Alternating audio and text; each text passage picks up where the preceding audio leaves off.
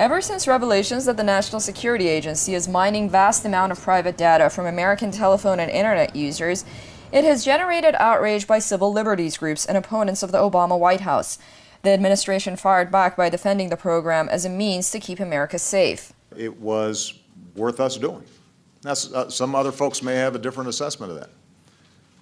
But I think it's important to recognize that you can't have 100% security and also then have 100% privacy and zero inconvenience. The American public is divided on the scope they think the government should be able to tap into their private data. The NSA scandal, I think, affects people in my generation a lot in terms of how we see it, just because gives us all an awareness of how much data we're actually putting online.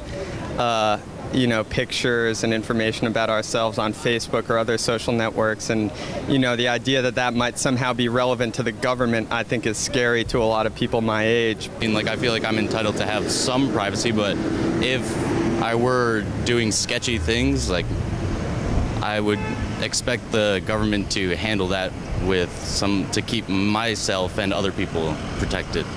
According to a new Pew Research poll, 56% of Americans say the National Security Agency's program tracking the telephone records of millions of people would be acceptable if the government was to investigate terrorism, and a substantial 41% say it's unacceptable no matter what. However, there is somewhat a consensus that the trade-off of liberty for safety is questionable. The FISA court is overseeing this information and ensuring that it's carried out in a just way, except for there's no real precedent in constitutional law for a court that's outside of normal jurisdiction and normal basically visibility, the ability for the public to keep that court in check and see its proceedings. Under a program codenamed PRISM, the National Security Agency and the FBI are tapping directly into the central servers of 9 leading U.S. internet companies, extracting audio and video chats, photographs, emails, documents, and connection logs that enable analysts to track foreign targets.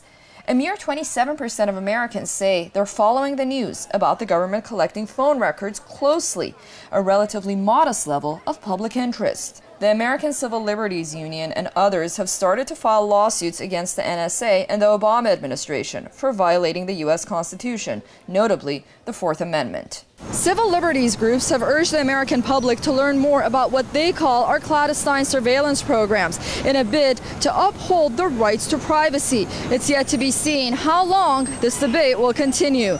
Susan Medeiros, Press TV, New York.